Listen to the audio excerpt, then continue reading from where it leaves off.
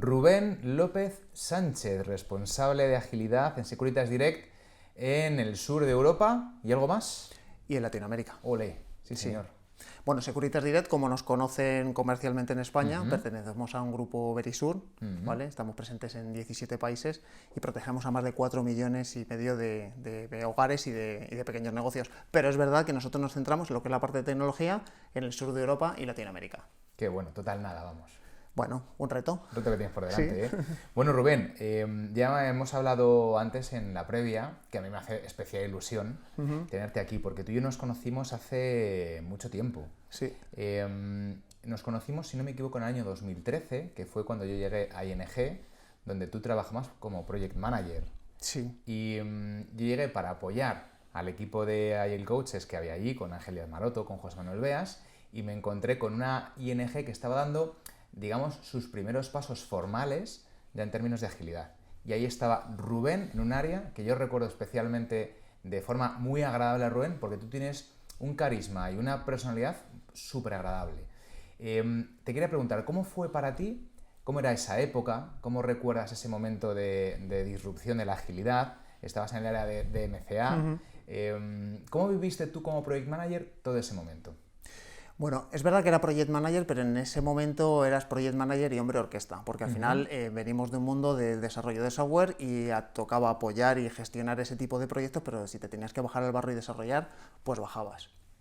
Yo realmente mi primera experiencia con esta metodología y esta forma de trabajo fue con el método Kanban. Cuando dijimos, oye, vamos a implantar un mecanismo por el cual vamos a reflejar el trabajo con el que estamos ahora mismo en curso, vamos viendo lo que nos llega y vamos a organizarlo de otra manera. Y yo de primeras no lo entendía, hasta que de repente me di cuenta que a través del Visual Management aquello aportaba mucho valor, porque ya nadie me preguntaba qué estaba haciendo el equipo, porque directamente teníamos un tablero donde lo veíamos. La información estaba ahí disponible. Exacto. Entonces eso ya fue una primera ventaja y ya a partir de ahí empecé a entrar un poquito más en el detalle y empezamos a trabajar un poco más, a ver cómo podíamos organizar, cómo evitábamos que el equipo estuviese con muchas tareas al mismo tiempo, cómo teníamos diferentes mecanismos para gestionar lo que nos va llegando, esto lo tenemos preparado, ahora nos ponemos con ello. Una vez nos hemos puesto, si alguien más lo tiene que validar, vamos viendo todas esas fases. Entonces la forma de organizarlo y de visibilizarlo fue lo que me llamó la atención y dije, creo que aquí hay oportunidad de mejora y creo que esto nos va a ayudar mucho. Qué bueno. ¿Cómo fue para ti el momento en el que, el momento exacto, ¿no? En el que la cabeza te hizo clac con estos elementos que hablas tú de Kanban, ¿no? El principio primero que es visualiza lo que tienes. Sí. ¿Qué recuerdas tú que te hizo en la cabeza clac, como diciendo, ostras, lo he pillado? Pues justamente eso, el ver que el equipo puede ser autónomo y que no dependes de un reporting, no tienes alguien a quien tengas que reportar directamente, evidentemente tienes jefe, siempre hay una jerarquía, pero ya no tienes ese típico de reporting, ¿no? De sesiones de seguimiento, cómo vamos, con qué estás, por qué llevas con esto tanto tiempo parado, y cuando digo tanto tiempo parado es porque a lo mejor llevas 5 o 6 días. Tienes una serie de mecanismos con los cuales el equipo ya es autónomo, el equipo sabe qué es lo que tiene que hacer y el equipo se autogestiona para sacarlo. Y de una forma visual, el resto de management sabe cómo estás yendo con el proyecto. Qué bueno, o sea que ese fue el momento para ti. Exacto, es cuando dije, esta es la forma y creo que esto nos puede aportar mucho. Qué bueno. Ahora hacemos un salto grande, ¿vale? Porque pasas de esa época, de ese momento, a tu momento actual. Momento actual en el que tú has cambiado de sector, has cambiado el sector de la banca por el sector de la seguridad y además ahora eres ya responsable, eres, digamos, el que abre camino, el guía, el estratega de una transformación agile de una empresa. ¿Cómo has vivido tú ese cambio? ¿Qué supone para ti, Rubén? Bueno, realmente el hecho de querer transformar una empresa es algo que llevas ya de hace tiempo. Yo en todos mis años en ING, que fue la verdad una época súper importante en mi vida, tanto en lo personal como en lo profesional, aprendí muchísimo, conocí a muchísima gente y tuve la oportunidad de involucrarme en proyectos y en programas transversales y con relevancia para la organización. Eso hace que realmente un programa de transformación al final me apetezca, me guste. Entonces surgió el reto, ¿no? A través de conocidos que tengo en Securitas Direct, en el grupo Verisur, donde me contaron que tenían una idea. Oye, queremos cambiar la forma de trabajo, ¿vale? Queremos un programa de transformación. Pero quizás lo que más me llamó la atención, te diría, es que tenían un objetivo claro. Queremos mejorar nuestro proceso de innovación y de delivery. Queremos que sea más efectivo y eficiente.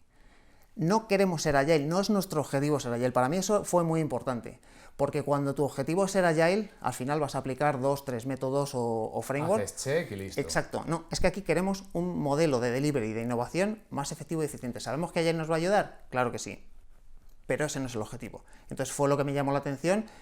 Y dado que me gusta este tipo de programas y de iniciativas que sean transversales y que tengan impacto en la compañía, pues oye, decidí dar el salto y me uní al grupo. Qué bueno. Bueno, Rubén, en este camino, ¿cómo te has preparado tú para dar el salto de tu anterior rol en ING al que desempeñas ahora mismo en Securitas Direct o en Grupo Verisur? Bueno, realmente preparación, no ha habido una preparación en sí, una formación que diga tengo que tener esta formación para llegar. Ha sido también un camino de ir aprendiendo poco a poco. Al final ING sabemos que es un poco un referente, ¿no?, en las compañías, en estas formas de trabajo, ¿no? Sabemos que tienen su modelo basado en Spotify y demás.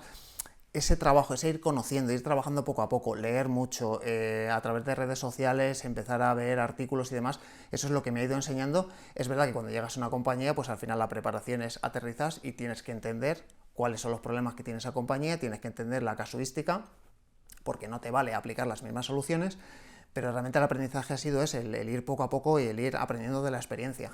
Claro, hay un punto muy bueno ahí que no encuentro tantas personas que lo vean con esa claridad, ¿no? Y es decir, oye, una cosa es lo que yo aplico, la solución que yo aplico en un contexto específico, en este caso, en el caso de ING, en un sector determinado, con una empresa determinada, con una problemática determinada. Claro, cambio de empresa, cambio de sector, cambian todas las reglas del juego. Entonces, los modelos anteriores no valen. Los principios sí. La clave está ahí, ¿no?, en entender cómo aterrizar esos principios que guían los diseños organizacionales que empleamos para llevártelo luego al contexto de Verisur. Y hay una parte que a mí me parece muy bonita, que la acabas de comentar, que es no vale solamente con entender las herramientas que tenemos, sino que necesitamos conocer el contexto en el que nos desenvolvemos, ¿no? Conocer bien la empresa y principalmente cuál es su problemática. Me gusta mucho ese enfoque porque enfatiza lo que tú decías antes, ¿no? No utilizar la agilidad como un fin en sí mismo, que lamentablemente hay empresas que lo viven de esa manera, ¿no?, en la que se hace check a un listado de procesos que implementar, de prácticas que poner, pero que luego no valen para nada en realidad. Y vosotros lo utilizáis como una palanca, como una herramienta más para dar un paso más allá en la competitividad, en la generación de valor, en la propuesta hacia los clientes que tiene, en este caso, Securitas Direct. Exacto, exacto. La idea es siempre centrarse en qué problema quieres resolver. Porque los mecanismos, la solución que tú has aplicado en un sitio, incluso cuando tú llegas a la misma organización, en un equipo, cuando tú aplicas ciertas soluciones a los problemas que tiene un equipo, te vas al equipo de al lado que crees que trabaja igual y es diferente. Entonces, siempre yo tengo un buen amigo que lo conoces, Miguel Ángel, que también ha sido un referente para mí en esta forma de trabajo. Siempre me dice, Rubén, enamórate del problema, no de la solución. Porque realmente lo que tenemos que hacer es entender bien el problema y no la solución. La solución ya la encontraremos y ya pilotaremos y a lo mejor tiramos por un camino, aplicamos una determinada solución, podemos apalancarnos en algún framework específico, en algo incluso que nos inventemos porque es el problema específico que tiene el equipo. Si eso no funciona, no pasa nada, cambiamos. Es lo mismo que le decimos a los equipos, ¿no? Decimos falla rápido. Pues lo que tenemos que hacer con ellos en implantando esta forma de trabajo es exactamente lo mismo. Qué bueno. Entonces, entiendo que queda un mensaje claro para los que instalan el modelo Spotify. Exacto, el modelo Spotify puede funcionar en algunos sitios, yo venía con ello en la cabeza y cuando llegué a Securitas Direct, pues dije, bueno, pues este modelo aquí no sirve. Claro. O por lo menos de primeras, que no sé, el día de mañana... como inspiración, claro, quizá, ¿no? Y no lo sé el día de mañana. A día de hoy yo vi, oye, la problemática que tienen estos equipos es diferente, entonces vamos a centrarnos en otro tipo de soluciones. Buenísimo. Rubén, ¿cuáles han sido los principales desafíos a los que hasta ahora tú te has enfrentado como Agile Transformation Lead?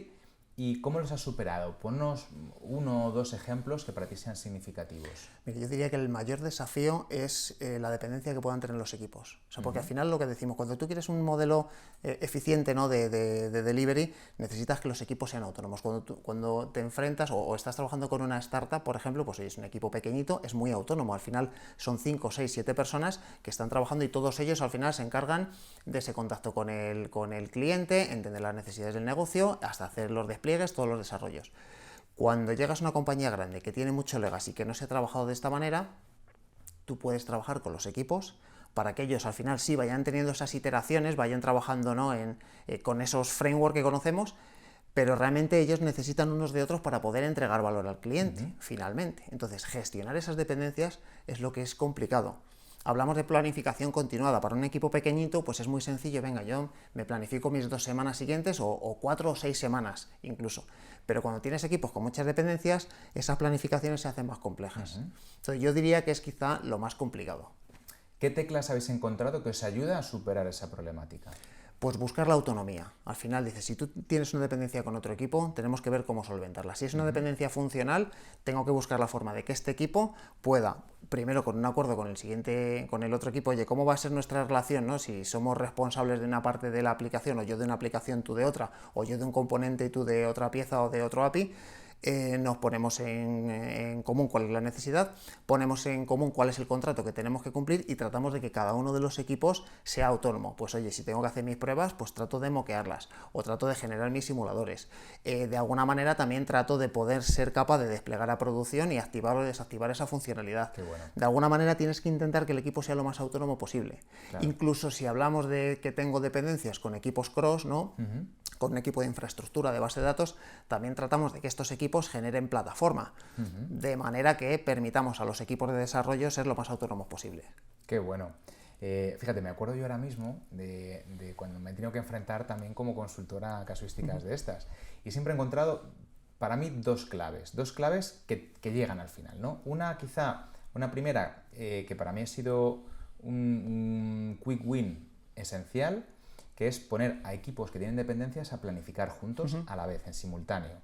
Claro, puedes planificar, en el caso de que hablemos de sprints pequeñitos, de ciclos cortos de 2 semanas, 1 semana, 3 semanas, todos a la vez, igual es muy complicado.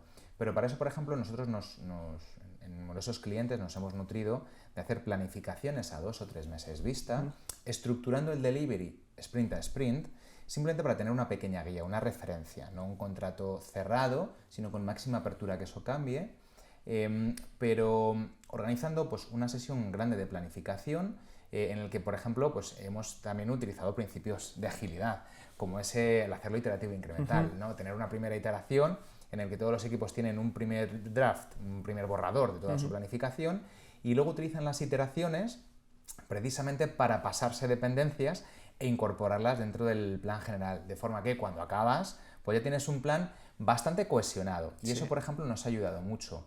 Creo que al final, y eso digo siempre a nuestros clientes, es si tú ves que hay muchas dependencias entre tus equipos, si utilizas algunas técnicas como pues, tirar, por ejemplo, cuando se hacen planificaciones así grandes, tirar líneas entre unos y otros, es que probablemente tengas que abordar en algún momento el repensar cómo están compuestos esos equipos. Quizá la estructura, la definición actual, ¿no? te está evidenciando que para poder hacer un end-to-end ágil, un end-to-end eficiente, necesitas recolocar personas. Y eso nos ha pasado, por ejemplo, también en algún cliente en el que se han repensado totalmente los equipos, y es donde nace, quizá, para mí, el fundamento del equipo multidisciplinar, ¿no? Lo que lo justifica totalmente. Simplificar la planificación. Eso es lo que te lleva a tener esos equipos lo más autónomos posibles. Claro, eso es. Y la solución no será la misma en unos o en otros, porque en algún caso, si yo tengo mucha dependencia con otro equipo, pues puedo simplemente coger ese conocimiento y con el mismo equipo, aumentando un poco el conocimiento, ya soy autónomo. En otros casos tengo que incluir un perfil distinto porque necesito esta capacidad técnica. Claro.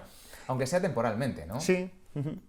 En otros casos directamente tengo que tener la dependencia porque realmente son dos aplicaciones que están muy bien diferenciadas y que son separadas y que por momentos del tiempo tienen esa dependencia. Bueno, pues es cuestión de gestionarlas y como tú decías, puedes tener una planificación a 2-3 meses vista, pero siempre con la idea de que va a cambiar. Claro. No que pueda cambiar, que si somos realistas en el mundo en el que estamos, sabemos que va a cambiar. Mucho o poco, pero va a cambiar. Entonces vamos a tratar de ser muy finos en lo que tenemos en las siguientes iteraciones y las demás, pues oye, tenemos un draft más o menos de cómo van a ser esa planificación, cuáles son las dependencias que tenemos, pero siempre abiertos a poderlas adaptar. Aquí un poco utilizando lo que comentabas antes sobre la agilidad como una palanca, entendemos la planificación de la misma manera, como una palanca, no como un fin en sí mismo, ¿no? Sí. Lo que se planifica se tiene que ejecutar. No, yo creo que una de las grandes ventajas que nos ha traído la agilidad es precisamente ese cambio de paradigma, que el fin está en producir lo adecuado en el momento adecuado. Exacto. No en cumplir el plan, aunque luego no valga para nada. por ser finos. Sí, ¿no? y el plan es que con estas formas de trabajo más agile se planifica mucho más, o sea, es que la planificación es continuada. No es Claro. cuestión de, no existe un plan, no, es que el plan no se cumple. Sí, el plan se cumple, lo que pasa es que se va adaptando. Claro. No es solamente porque el equipo se encuentre con ciertos El plan problemas. salta a la realidad. Exacto. Bien porque sea más difícil, sea más complejo lo que el equipo ha encontrado, bien porque el negocio tiene otras necesidades. Porque no pasa nada por ninguna de ellas, es la realidad. Entonces lo que tenemos que hacer es ser realistas y ser consecuentes y gestionar expectativas. Qué bueno. Rubén, vamos a salsear un poquito, ¿vale? Me gustaría que me contaras alguna anécdota personal tuya que te haya marcado dentro de tu camino en la agilidad. Pues mira, como anécdota yo te diría algún equipo que me he encontrado dentro de todos, que todos están muy abiertos, oye, venga, sí, nos vienen a echar un cable un poco a ver cómo estamos trabajando y a ver cómo podemos eficientar, ¿no? nuestro día a día. Y algún equipo que te dice, no, yo no necesito ayuda, yo ya soy agile. Digo, ¿Ah, sí? Pues genial. No, la verdad es que no me he encontrado mucho, por eso lo veo más anecdótico. Digo, bueno, muy bien. Pero el hecho de que tú te juntes todos los días en una sesión, que sí, que no digo que no lo estés haciendo bien y estás hablando de los problemas, estás hablando de los impedimentos, el hecho de que te planifiques cada 15 días, si todo esto lo puedes estar haciendo a la perfección, pero si tú no estás recibiendo feedback de tus clientes, si tú no estás adaptando tu plan, si tú no estás teniendo unas dinámicas y cultura de mejora continua, no, tienes mucho que mejorar. Entonces, el ser agile, hay gente que lo entiende, pues eso, como seguir ciertas normas, ciertos patrones y con eso ya soy agile. Yo te diría que quizás es lo más anecdótico que me he encontrado hasta ahora. Bueno, ahí me has hecho una cobra, ¿eh? Yo esperaba ahí un salseo. Pues mira, yo recuerdo el día que. No, pero de verdad que no tengo ninguno así en concreto. Ha sido, pero porque he tenido suerte, es verdad, y me he encontrado con equipos que sí que lo entendían, ¿vale? Que decían, oye, sí, realmente queremos mejorar esta forma de trabajar. Qué bueno. Rubén, ¿cuál ha sido el impacto bueno, algunos elementos? Quiero entender cómo tú podrías describir el efecto que ha tenido la cultura ágil en las empresas en las que tú has trabajado. Pues mira, el efecto o la consecuencia, digamos, de lo que hacemos está en el equipo y por ende en la compañía, pero al final, como nos centramos mucho en el equipo entrega, te diría, más, aunque no es el fin entregar más, pero sí es más valor porque se enfoca a lo que realmente es importante, a lo mejor lo que es el producir o el desarrollar, estás desarrollando lo mismo, pero ahora te aseguras que estás entregando lo que más valor aporta y estás asegurando mucho la calidad. Porque esto es fundamental. Si queremos entregar de una manera rápida, si queremos ser ágiles entregando y poniendo algo que aporte valor y que realmente nos permita recibir ese feedback, te tienes que asegurar de que tienes calidad.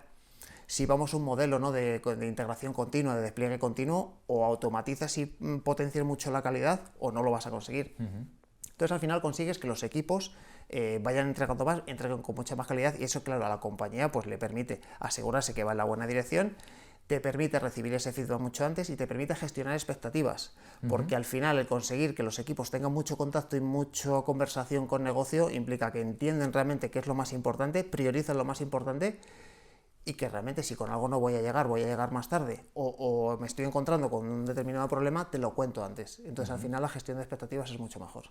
Qué bueno. Ahora llega el momento de lanzarle un mensaje. Un mensaje que yo te diría incluso, si te ves con ganas, que lo hagas mirando a la cámara a la persona que te vaya a ver. Ponte en el pellejo de alguien que dice, en mi empresa están pasando cosas que no deberían, ¿no? Estamos perdiendo competitividad, o somos muy lentos, lo somos históricamente, generando soluciones para nuestros clientes o atendiendo las necesidades del negocio de la compañía. Y he escuchado hablar de agilidad. Yo te pediría, por favor, que le mandes un mensaje, el que tú consideres adecuado, a esa persona que está todavía pensándose si dar un paso e impulsar un cambio de este calibre. ¿Qué le dirías? Bueno, yo en este caso, y mirando a la cámara un poco como me dices, yo lo que te diría, si este es tu caso, es verdad que hay formas de trabajo que te pueden ayudar mucho más. Si tú has detectado que tu proceso de desarrollo, de generación de lo que aportes valor, no lo voy a centrar solamente en el desarrollo, pero si tú crees que la forma en la que trabajan tus equipos puede mejorar, si tú identificas que tienes problemas que tienes que resolver, adelante con ello, céntrate en los problemas, o sea, piensa, si tú has detectado ciertos problemas, vamos a trabajar sobre ellos. Es verdad que la agilidad es un conjunto de valores, de principios que te van a ayudar a ello. No te centres nunca en que quieres ser ágil, porque yo sé que empresas han tenido problemas similares a la mía, quiero ser ágil. No, no quieres ser ágil. Tú has detectado una serie de problemas, quiero resolverlos. Si con estas formas de trabajo lo puedo conseguir, genial. Pero es lo que le diría. Y que dé el paso, ¿no? Exacto. Que se anime. Exacto. Qué bueno. Bueno, ahora quiero meterme en un terreno, quiero barrer hacia casa. Ahora, sí, por ser muy claro. ¿Por qué? Porque hay empresas también, hay personas que han decidido ya dar ese paso y tienen la duda si hacerlo apoyándose en personal externo o hacerlo únicamente con personal interno. Entonces, con la confianza que tú y yo tenemos, te pregunto sobre tu experiencia específica, ¿cómo de útil ha sido para ti contar con consultores externos, porque tú has tenido ya varias experiencias en ese sentido, y jugando diferentes roles también? No es lo mismo tu etapa inicial, como habíamos hablado antes, ¿no?, en ING, que la que tú tienes ahora mismo en el ámbito de responsabilidad que te toca. Entonces, te quería preguntar, ¿cómo de útil ha sido para ti? ¿Contarías en los casos en los que ya has vivido de nuevo con ayuda externa? Y te pediré incluso que me pusieras algún ejemplo específico para que la gente que nos vea entienda tu argumento tanto a favor de una opción como a favor de la otra. A ver, para mí ha sido fundamental contar con una ayuda externa. Evidentemente tienes que contar con la propia compañía y con gente dentro de la casa, porque la transformación no la hace la persona que lleva el programa de transformación ni su equipo, la transformación realmente la hace la compañía, entonces necesitas involucración.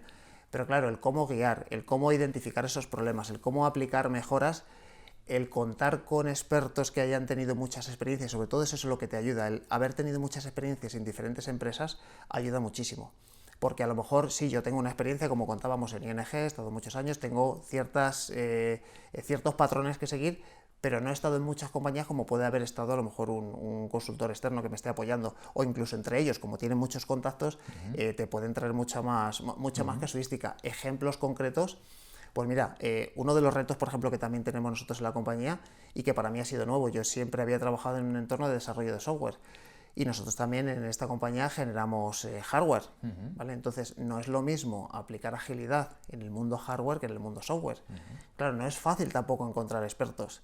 Bueno, yo tengo gente en el equipo que nos han preparado hace unos días, nos hicieron una presentación de cómo se puede aplicar Agile en el mundo hardware, porque es muy distinto, porque tú en un modelo y en un momento inicial de prototipado y de validación puedes aplicar más técnicas Agile, pero luego te metes en un mundo en el que, bien porque, bueno, por un lugar porque es hardware, ¿vale? Y porque tienes que crear una serie de patrones para llevarte a factoría, y en segundo lugar porque tienes que hacer unas certificaciones que son muy severas.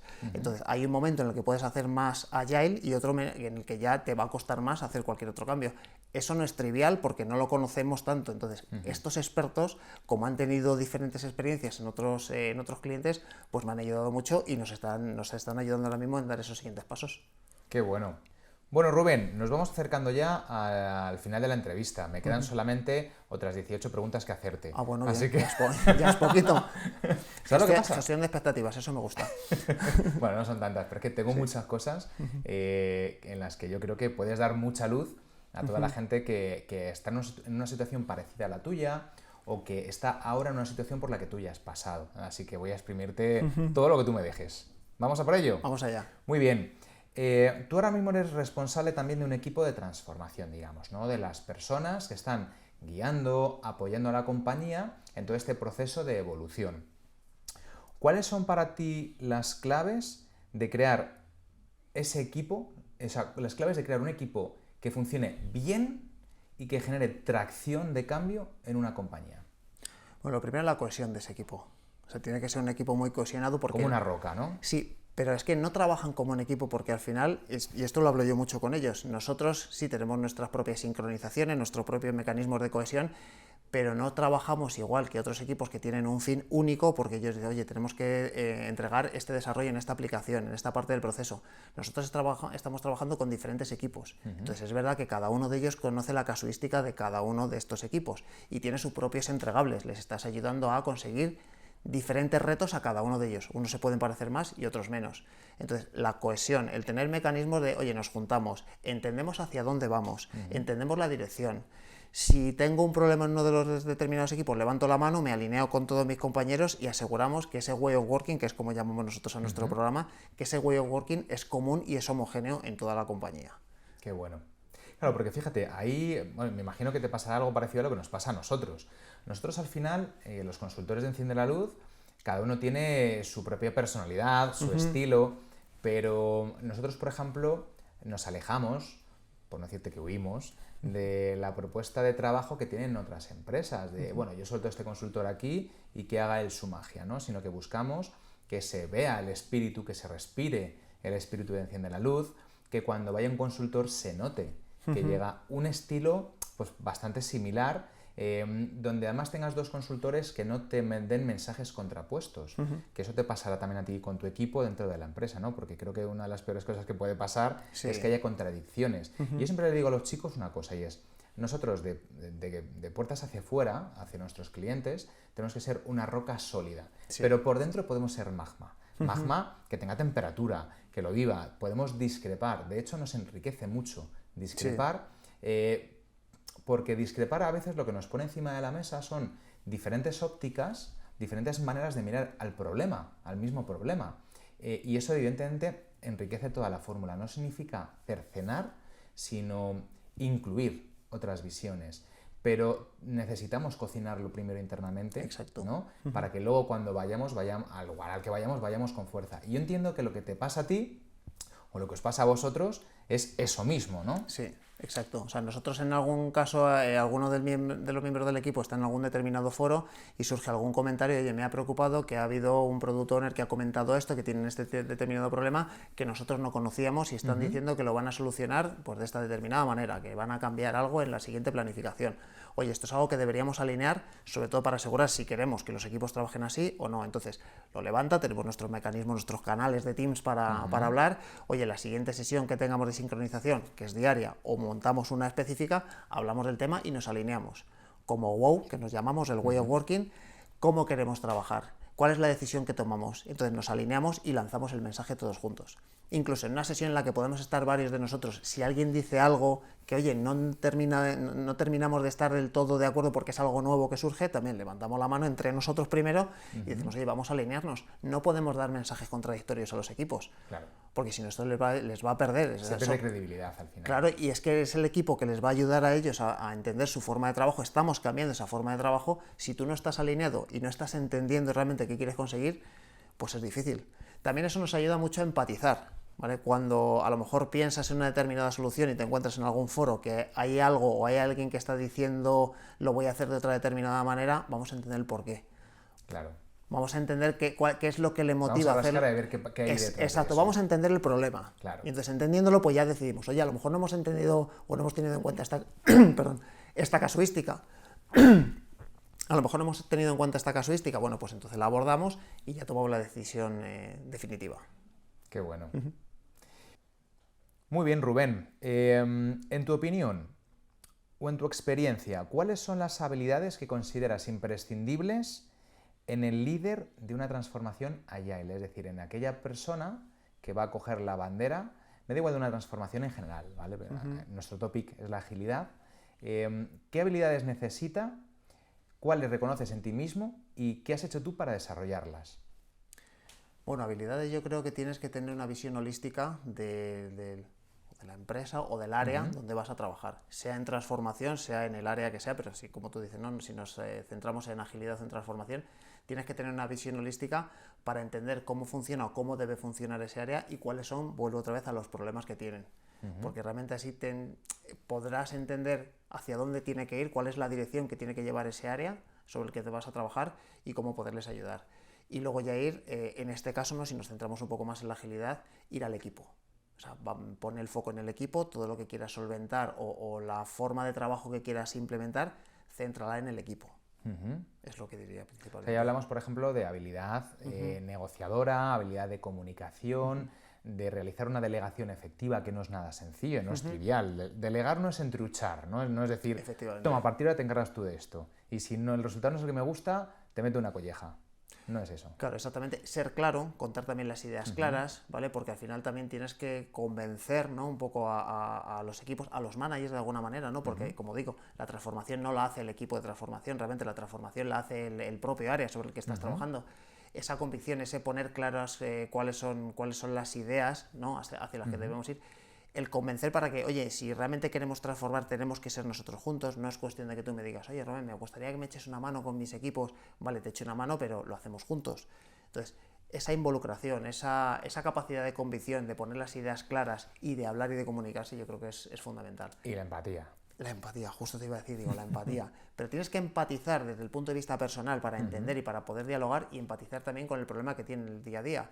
Porque hablamos de equipos de tecnología, entonces no me vale quedarme en un plano muy teórico, no muy paradigmático y esto es lo que deberíamos hacer, sino que tengo que empatizar contigo cuál es tu problema.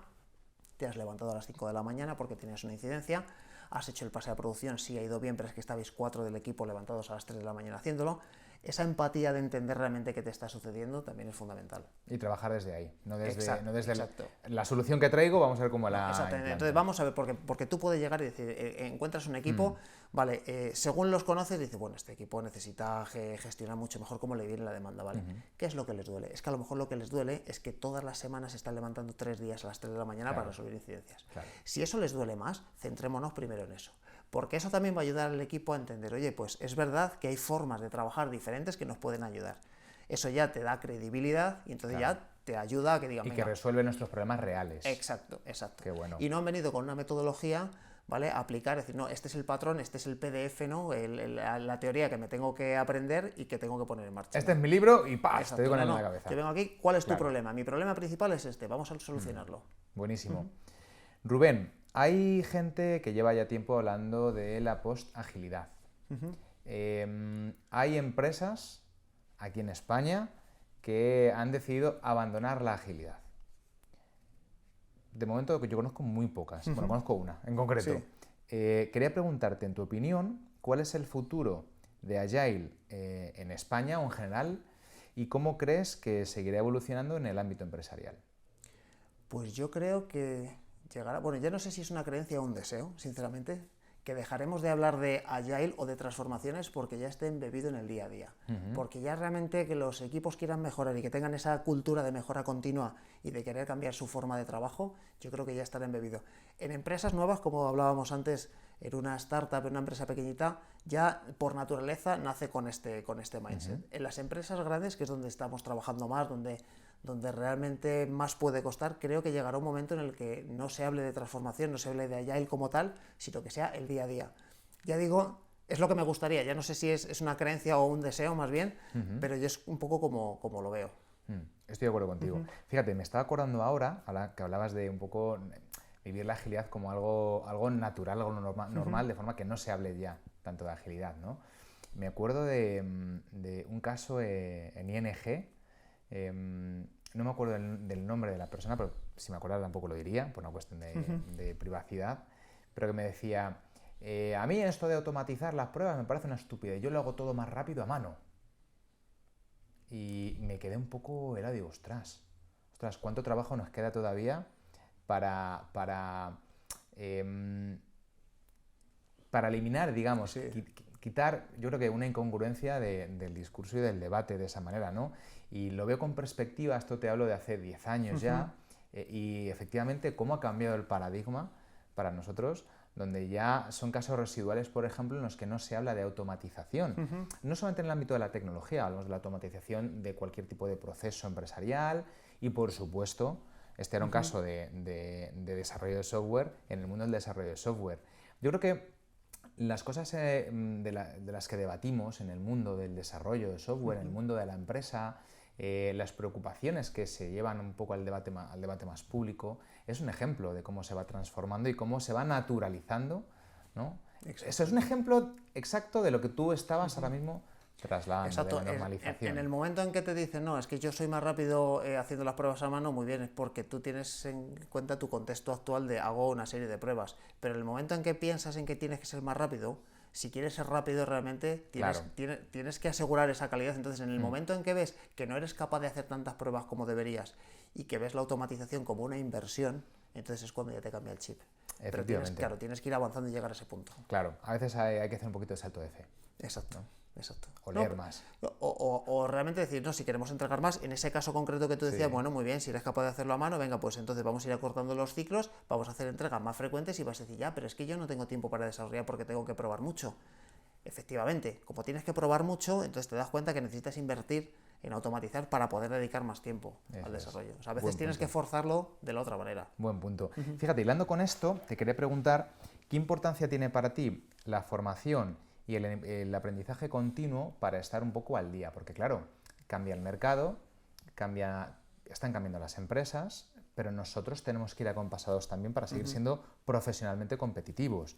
Entonces, quería preguntarte, ¿qué importancia tiene para ti la formación y el aprendizaje continuo y qué haces tú para mantenerte al día de tendencias, de cosas nuevas que van apareciendo, para mantenerte ahí un poco, digamos, competitivo? Bueno, la importancia yo creo que como en cualquier ámbito de tecnología es fundamental, porque cambia, porque surgen nuevas tecnologías, porque surgen nuevos problemas, porque las empresas van cambiando, tienen diferentes casuísticas, entonces cualquier experiencia que vaya teniendo cualquier empresa es fundamental conocerlas. Yo me apoyo mucho en leer, sí, algunos libros, ¿vale? El último que me leí, Accelerate, que es buenísimo para el diseño de producto, pero me apoyo también mucho en artículos y en redes sociales. Porque al final es gente que va hablando de su día a día, va exponiendo de una manera muy concisa o muy cortita, ¿no? Si sigues, por ejemplo, Twitter o algunos de los artículos de LinkedIn, al final vas viendo diferentes experiencias de gente. Me gusta mucho leer a la gente que es muy contraria a esta forma de trabajo, pero sobre todo por entenderles, por esa empatía. Claro. Porque me ayuda a entender cuáles son los problemas y los fracasos que han tenido, por qué no lo ven, por qué creen que una forma iterativa de trabajo no es buena, vamos a entenderlo, o por qué critican mucho. Es que implementar Scrum no es lo que necesitas, justo por lo que decíamos, porque yo puedo estar planificando, puedo estar siguiendo diferentes eventos, pero mira lo que me pasa a mí en mis equipos, que al final pues nos pasan 6-7 sprints hasta que tenemos algo, le hemos entregado valor. Ese tipo de críticas me gustan mucho porque me ayudan mucho a pensar y me ayudan a pensar, ¿no me estará pasando a mí esto?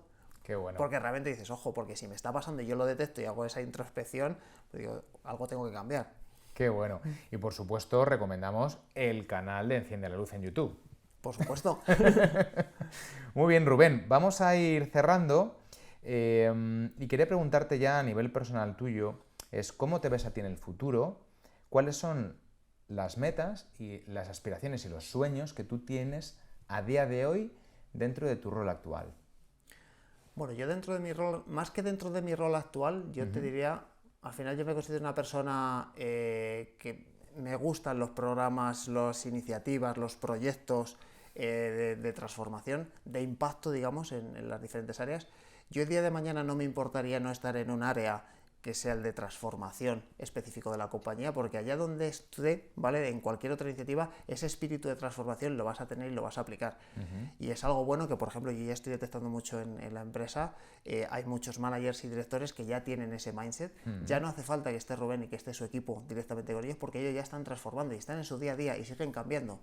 Entonces, ¿dónde me veo? Pues en otras iniciativas, proyectos, en otras áreas, con impacto en la organización. Eso es lo que me gustaría. Bueno. Y por supuesto transformando, porque es algo que llevas dentro. Claro. Me ha recordado mucho esto a la entrevista que le hice a Celia Aragonés de Orange, que ya era la Transformation Lead en su momento en Orange y ahora es responsable de una vertical de negocio y hablamos también de esto mismo. Así que te animo que le eches un vistacillo a esa entrevista, lo haré. Porque es excepcional, buenísima y me ha recordado mucho a tu caso. Rubén, viendo tu experiencia, todas las cosas que tú has hecho hasta ahora, ¿qué harías distinto? A toro pasado. Esta te la voy a contestar a la gallega. Haría distinto todo y nada. Y me explico. Cuando haces algo, te enfrentas a un determinado reto, lo haces con la mejor de tus intenciones, con la información que tienes y aplicando lo que conoces. Cuando terminas y solventas ese reto, miras hacia atrás y dices, vale, ha ido bien o no ha ido tan bien, pero siempre has aprendido algo. Siempre lo mejorarías. Entonces, claro, ¿qué cambiaría? Cambiaría todo, porque siempre hay algo que he aprendido, pero no cambiaría nada porque siempre te enfrentas con la información que tienes y con el contexto. Entonces, en el momento de tomar las decisiones, las tomas. En ese sentido, no cambiaría nada. Hay que ser valiente, hay que enfrentarse al cambio, no temer a fallar, eso sí, decir, en el momento en que fallo en algo, rectifico, voy avanzando y luego cuando miro atrás digo, oye, si me volviese a enfrentar a esto mismo, algo muy parecido, lo haría de otra manera. Fíjate, le hacíamos esta pregunta también a Raúl Aguado, que es responsable de brand y producto en Toyota España, Y Raúl, que es un salao que no veas, también está en el canal, decía, lo que cambiaría es que empezaría con esto antes. No hubiera esperado tanto para iniciar el cambio en el modelo de trabajo de mi equipo. Claro, pero yo en mi caso, eso sí, lo cambiaría, me hubiese empezado antes, pero al contrario, no lo cambiaría porque es en el momento en que lo conocí lo empecé a aplicar. Claro. Entonces, claro, cuando con el conocimiento que tienes en un determinado momento, vas avanzando. Claro, buenísimo. Y al final también es cierto que, oye, lo que somos hoy es el fruto de las decisiones que hemos tomado. Exacto. En un sentido o en el otro, ¿no? Y yo creo que yo te veo bien, en general, muy bien. Muchas gracias. Bueno, Rubén, para terminar, última pregunta. Me gustaría, por favor, que compartieras alguna reflexión o algún mensaje inspirador para personas que estén en una situación parecida a la tuya. Ya sé que hemos pasado por un pasaje parecido antes, pero es una última llamada a la acción a esas personas que están o en tu mismo lugar y que necesitan, digamos, una palmada en la espalda, ¿no? Un mensaje de ánimo. Sí. O personas que están a punto de dar ese paso, quizá de hacer un cambio como el que tú has hecho, o de coger la bandera, ¿no? De la transformación y decir, venga que voy. Me gustaría, por favor, que les mandaras un mensaje que les dé fuerza y que resuma un poco lo que ha significado para ti todo este camino y por qué lo repetirías de nuevo. Bueno, pues yo el mensaje quizá que lanzaría sería animaros, dar el paso, porque es verdad que la transformación es algo complejo, es algo que muchas veces es etéreo, ¿vale? Porque no sabes, cuando te enfrentas, ¿no? a un programa de este tipo, de primeras no sabes qué vas a conseguir hasta que vas indagando. Es verdad que luego el día a día a lo mejor vas viendo pequeños frutos y no eres capaz de ver, oye, realmente cuánto está aportando, pero cuando miras atrás y echas la vista 3 meses, 6 meses, un año y te das cuenta cómo estaban los equipos, dices, hombre, hemos avanzado mucho. Entonces, al final es muy gratificante. Incluso cuando tienes conversaciones, ¿no? con estos equipos, que a lo mejor, no, es que tengo este problema, es que seguimos sin alinearnos de esta manera, es que sigo haciendo las pruebas y tengo esta dependencia con este equipo, pero cuando ya tienes esa conversación un poco más, haciendo esa retrospectiva un tiempo atrás, los propios equipos te dicen, no, claro, es verdad, es que hace 6 meses estábamos peor. Qué bueno. Lo que pasa es que, claro, como siempre miramos hacia adelante, que eso es lo bueno, decir, vale, pero es que como nos queda mucho camino, vamos a ver cómo avanzamos. Entonces el mensaje, o sea, animaros, lanzaros, creo que es, a mí por lo menos me encanta mi trabajo, me lo paso muy bien y es muy gratificante ver el resultado, de verdad. Qué bueno. Y que lo hagan con ayuda. Exacto. Que duele menos. Y que lo conseguirán mejor, porque si no al final pues tú vas a conseguirlo con los mecanismos que tienes y con tu conocimiento, claro. Y con más expertise ayudará más, claro. Rubén, mil gracias. Gracias a ti. Nos vemos pronto. Muchas gracias.